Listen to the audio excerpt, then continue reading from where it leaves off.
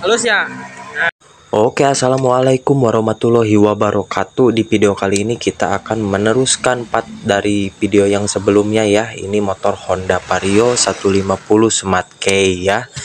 Nah, di sini kita melakukan pergantian di bagian piston ya, karena pistonnya sudah baret ya, jadi ngebul, ngasap putih. Nah, di sini kita quarter saja, naik oversize ya. Nah, dan di sini kita meneruskan dari motor bongkaran yang Vario 150 yang dari sebelumnya ya. Sudah ada videonya di deskripsi, di link, tinggal pencet saja ya. Tinggal scroll saja ya. Nah, kemudian lidah tensionernya kita ganti menggunakan yang baru, tentunya menggunakan yang original ya. Nah, kemudian kita pasangkan tuh bautnya, kemudian penakan bearing kruk as kita pasangkan ya. Nah, plat penahan lidah tensioner juga sama kita pasangkan ya, jangan lupa. Dan untuk lidah tensioner yang sebelumnya itu sudah rusak ya, mengalami aus karena terlalu kekencangan untuk di bagian setelan stud otomatisnya ya. Jadi si bagian lidah tensioner itu terlalu menekan ke bawah sehingga rusak ya di bagian lidah tensioner yang bagian fibernya. Langsung kita ganti saja ya untuk yang baru. Kemudian kita pasangkan ya untuk tutup crankcase-nya ya. Nah, jangan lupa kita lumasi dulu oli di bagian kruk asnya supaya ya leur ya dan lancar masuknya juga. Kalau dikasih oli boleh, tidak juga tidak jadi masalah ya. Yang penting ada pelumasan. Nah, kita oyak-oyak sambil perlahan sambil ngepas ya. Sudah plak, sediain saja baut-bautnya ya. Nah, bautnya menggunakan kepala 10 ya. Kepala kunci 10T. Nah, serasa semuanya sudah kencang ya. Kemudian kita berlanjut ke bagian blok silinder head ya. Pasangkan lidah tensioner bagian bawah. Lidah tensioner yang bagian bawah kita tidak melakukan pergantian karena masih bagus ya. Yang rusak cuman bagian atasnya saja. Kemudian untuk di bagian bibirnya ya kita lap-lap tuh menggunakan tisu, lapnya juga gaya sedikit nggak apa-apa lah. Yang penting tidak kotor, tidak baret. Nah, untuk permukaan blok head dan blok silinder itu sudah rata ya, karena kita menggunakan hamplas digosok ya secara manual, walaupun cangkul kokod tidak jadi masalah. Yang penting pekerjaan kita tetap rapih dan teliti ya guys ya. Kemudian untuk di bagian seal clamp-nya kita ganti dua-duanya menggunakan yang baru dan original dari SGP ya. Kemudian klepnya sudah kita bersihkan dan sudah kita syukur ulang ya. Untuk di bagian in-X-nya tidak ada kebocoran sama sekali. Dan untuk di bagian ruangan head kubah ya sudah kita bersihkan sama ya, sampai bersih mengkilap seperti itu tuh. Kemudian bosnya kita cek ya, untuk bagian bos seatingnya masih bagus dan juga bos klepnya masih bagus ya, semuanya masih bagus, cuman kita skur saja ya. Nah, setelah itu kita pasangkan ya untuk di bagian per klep ya, yang rapat simpan di bagian bawah, yang renggang simpan di bagian atas. Kalau yang renggang itu biasanya ada markingnya ya, tapi ini mah sudah tidak ada. Kemudian retainer dan juga kuku klep kita pasangkan ya. Nah, seperti itu tuh, mau menggunakan kedua jempol boleh, tapi di sini kita sedang tidak baik-baik saja jempolnya, jadi menggunakan alas saja. Nah, bawahnya kasih alas, pakai alas ya, lap jangan lupa. Kemudian plastik, tekan menggunakan kunci T sampai masuk ya, dan ketuk-ketuk apabila sudah masuk supaya tidak terjadi ngacleng ya ataupun mecat. Kemudian untuk yang satunya lagi sama halnya dari yang sebelumnya, pasangkan per klep yang rapat simpan di bagian bawah, yang renggang simpan di bagian atas. Kemudian sediain untuk retainer dan juga kuku klepnya, alasnya kita sediain, kemudian tekan menggunakan kunci T. Kemudian ketuk-ketuk lagi memastikan supaya itu sudah aman ya. Nah, kemudian untuk noken as kita pasangkan dan lumasi dulu pakai oli supaya tidak ruas saat pertama mesin dihidupkan. Nah, untuk pemasangan di bagian noken as Vario 150 itu harus posisi overlap dulu ya, supaya lancar masuknya. Apabila tidak overlap sampai kapanpun juga tidak bakalan bisa masuk ya. Nah, kemudian putar-putar halus lancar, tidak ada ngegeregel. Apabila ngegeregel bearingnya ganti ya. Kemudian untuk baut pengunci bearing noken as kita pasangkan ya, secukupnya saja dan kencangkan ya. Kemudian setelah itu kita putar-putar, harus aman, harus lancar ya. Kemudian kita pasangkan untuk di bagian templar RRA nya ya. yang in simpan di bagian yang in, yang X simpan di bagian X. Nah, kita pasangkan dulu yang bagian in, itu sedikit mabok ya, masangnya tidak benar.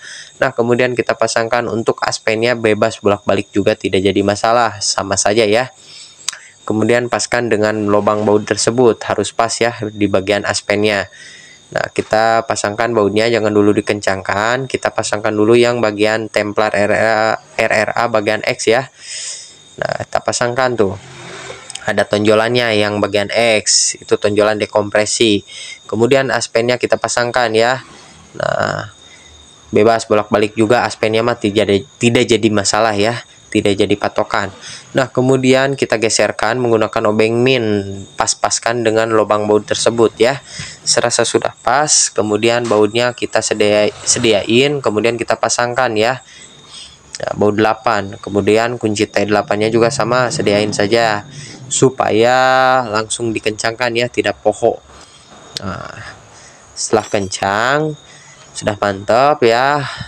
Kemudian cek untuk di bagian noken asnya lagi, dipastikan lancar ya, tidak ada kendala, yaitu dalam posisi bebas noken asnya. Kemudian kita pasangkan boss pin wall atas bawah ya, kita pasangkan, karena sering sekali saya menemukan untuk di bagian cylinder head itu tidak terpasang boss pin wall ya, dan si piston cepat baret. Kemudian packingnya kita pasangkan dan ganti dengan yang baru original ya tentunya. Jangan dikasih lem-lem lah apabila permukaannya masih rata ya. Dan ini mah sudah rata jelas karena kita dihamplas ya menggunakan kokod, meskipun cangkel saeutik ya teu naon. Yang penting pekerjaan kita tetap rapi dan teliti ya. Jangan sampai ngecewain konsumen ataupun sampai kita kerja 2 kali ya karena gara-gara si cair radiator itu bocor ya. Nah, kita pas-paskan, harus pas. Apabila menggunakan packing yang lokal, usahakan menggunakan lem yang tribon high temperatur ya. Tapi tipis-tipis mau di lemnya juga, jangan terlalu kebanyakan, nantinya bisa menyumbat di bagian jalur air radiator. Kemudian ring mur kita pasangkan, kencangkan secukupnya, kemudian kita kencangkan ya. Nah, kita kencangkan secara bertahap dulu apabila menggunakan kunci torsi, jangan langsung dikencangkan satu persatu ya guys ya, karena semuanya juga butuh kerataan ya. Nah, kita kencangkan. Di sini kita menggunakan kunci torsi di angka 24,5 Nm ya. Nah, kita kencangkan secara menyilang dan secara merata, secara bertahap ya, sampai ada bunyi klak, itu tandanya sudah kencang ya. Nah, tidak usah dikencangkan lagi. Apabila tidak mempunyai kunci torsi, biasa juga saya menggunakan manual ya, menggunakan feeling. Feeling juga harus tepat ya, jangan asal, jangan sembarang. Kencangkan saja ya, tidak diwajibkan harus mempunyai kunci torsi ya. Bagi yang belum punya, boleh tenan naon pakai kunci manual juga, yang penting tenaganya harus diatur ya, jangan asal jebret ya, nantinya rusak. Tuh, sudah aman ya kalau misalkan menggunakan kunci torsi, bearing noken as tidak terjepit dan tidak seret ya. Nah, kemudian pasangkan dulu untuk di bagian gear timing, rantai ketengnya ke belakangin dulu, kemudian asupkan gear timingnya ya sampai masuk tuh. Nah, pakai kokod tuh 2 agak sempit, vario 150 125 agak susah sedikit ya. Nah, serasa sudah top, itu harus sejajar ya, yang tulisan KWN-nya itu di bagian depan ya. Nah, harus horizontal sejajar. Nah, setelah itu kita pasangkan ya, jangan dulu dikencangkan. Baut L-nya kita ganti, yang satu sudah selek, kita ganti menggunakan yang baru. Kemudian kita kencangkan ya, untuk kita setel ulang di bagian stud otomatis rantai kampratnya ya. Nah, jangan terlalu kekencangan, nantinya kekencangan ada bunyi ngiung, kemudian lidah tensioner cepat aus ya dari yang sebelumnya. Kemudian kita setel klep ya, serasa semuanya sudah beres. Setel klep ya, yang in kita setel di 0,10, kemudian yang X kita setel di 0,20 ya. Nah, sudah mantap tuh. Gunakan alat khusus ya, mau pakai feeling boleh, tenan naon, yang penting harus pas feelingnya juga. Kemudian yang X juga sama, logo kita kendorkan dulu, kemudian kita setel ya di 0,20 mm. Nah, setelah pas, sudah mantap tuh, cek lagi. Nah, dipastikan itu harus sesuai ukuran dan sesuai takaran ya. Jangan berlebihan. Apabila berlebihan nantinya ada bunyi ngeletek. Kemudian kita cek jalur oli ya, bagian ke head ya. Itu harus lancar untuk di bagian sirkulasi olinya, dan alhamdulillah lancar ya.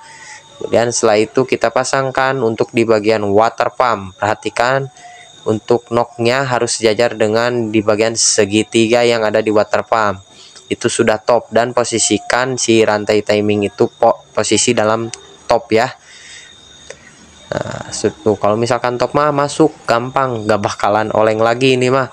Karena yang sebelumnya tidak top, posisi noken as sedang overlap, dipaksakan masuk sehingga si gear timing itu oleng ya, ngegibeg sautik. Jadi goyang dompet. Nah, sediain saja bautnya ya. Yang bagian water pump baut 10, yang bagian apa itu kaki cabangnya kita baut 8 ya. Baut kunci 8T, tapi ada topinya. Kemudian selang radiator kita pasangkan ya, jangan poho, jangan lupa. Nah, pasangkan. Kemudian setelah masang, kita posisikan lagi untuk klemannya ya. Jangan sampai pindah posisi ya untuk pemasangan klem. Klemannya harus pas ya, supaya tidak bocor. Nantinya sok bocor kalau misalkan tidak pas dari yang sebelumnya. Kemudian kop headnya kita kencangkan ya, bautnya pasangkan. Nah, setelah itu kita langsung rakit ya. Mesin sudah dipasangkan ke bagian rangka. Nah, kita pasangkan dulu untuk di bagian soket speedometer ya, yang bagian belakang. Kemudian itu saudara saya sedang memasangkan bagian radiator dan juga magnet ya. Throttle body kita pasangkan. Nah, kita kencangkan secukupnya saja, dan untuk bagian soket sensor TPS dan juga EICP kita pasangkan. Kabel masanya juga sama kita pasangkan ya. Jangan lupa. Nah, kemudian di sini injektornya kita ganti kepunyaannya Sonic ya, K15. Yang awalnya ini berbed ya. Berbed motor ini tidak bertenaga, loyo, susah hidup ya. Dan saya pastikan injektornya itu bermasalah. Namun setelah saya pastikan, kita cek dulu ya, jangan dulu langsung diponis ganti injektornya. Kita menggunakan dulu injektor yang normal ya, kepunyaan Sonic, ternyata bagus ya. Dan akhirnya saya langsung ponis, langsung ganti injektornya ya. Mau Sonic CB150 boleh ya, tenan naon, cuman menggunakan injektor Sonic itu lebih jengat ya, lebih responsif di tarikan awal. Nah, setelah itu kita langsung pasangkan ya. Nah, sudah terpasang, kemudian kita kunci kontak on, kita engine starter ya, langsung. Ini pertama kali kita hidupkan ya, dalam kondisi keadaan mesin masih dingin. Nah, cek gur ya, alhamdulillah sudah hidup motornya. Kemudian kita diamkan dulu ya, kita stasionerkan dulu sambil nunggu Ryan nanti kita belayar ya, dan kita nunggu untuk air radiator itu bersirkulasi ya. Alhamdulillah tidak ada kebocoran ya. Untuk di bagian air radiatornya tidak bocor ke bagian ruang bakar ya. Nah, kita sambil cagap ya pakai curug, apa sudah panas, apa masih dingin ya. Apabila terasa sudah masih hangat, wajib kita tutup. Tandanya itu si air radiator sudah mulai bersirkulasi. Nah, kita diamkan dulu ya sambil kita rain. Sambil kita cek-cek ya di bagian mesin bawah, kasih dus tuh supaya memastikan di bawah itu tidak ada kebocoran sama sekali ya. Entah itu dari air radiator maupun oli ya. Alhamdulillah tidak ada kebocoran. Nah, setelah itu kita langsung tutup ya untuk di bagian air radiatornya, karena ini sudah mulai bersirkulasi ya. Tuh, kita layar sedikit. Nah, harus lancar tuh ya, tidak ada gelembung maupun muncrat-muncrat ya. Itu tandanya si air radiator aman ya, tidak masuk ruang bakar ataupun tersumbat ya, aman ya. Nah, termostat sudah bekerja. Pokoknya ini air radiator sudah mulai bersirkulasi, wajib kita tutup dan langsung kita test drive ya, ajak jalan oleh saudara saya ya nanti. Nah, mungkin segitu saja untuk videonya. Semoga video ini bermanfaat bagi kita semua. Sampai jumpa di video selanjutnya. Assalamualaikum warahmatullahi wabarakatuh. Mantap.